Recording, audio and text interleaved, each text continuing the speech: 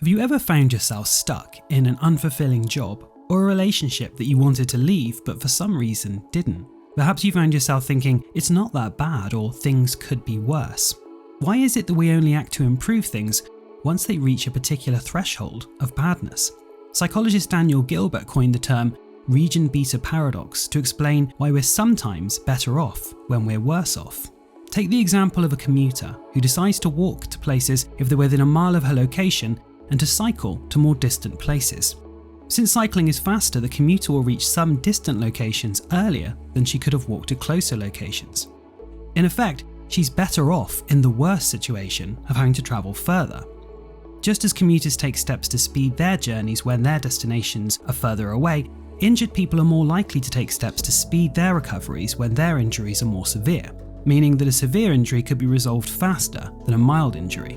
In other words, sometimes worse situations can be better for us because they force us to take active steps to change things. Consider the story of the frog in a pot. If you put the frog into already boiling water, it'll immediately jump out. But if you gradually warm the water, the frog will slowly boil to death. Ironically, this myth may be more true of humans than frogs. If you're dissatisfied with your job but not experiencing intense distress, you may be less motivated to make changes to your work situation or to look for a new job.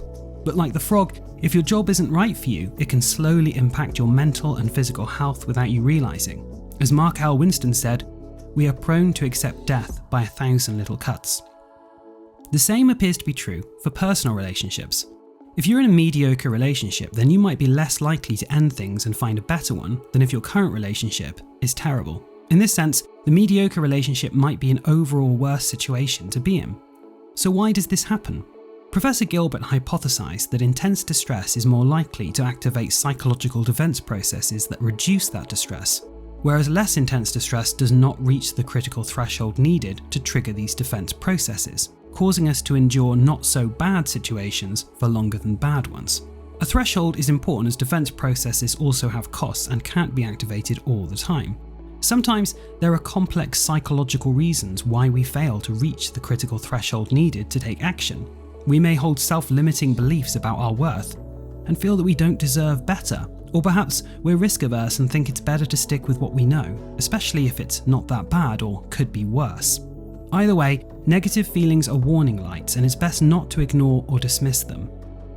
If you're unhappy with aspects of your life, make an honest appraisal of the situation and decide whether to improve or leave it. Life is too short to settle for situations that are not that bad or could be worse.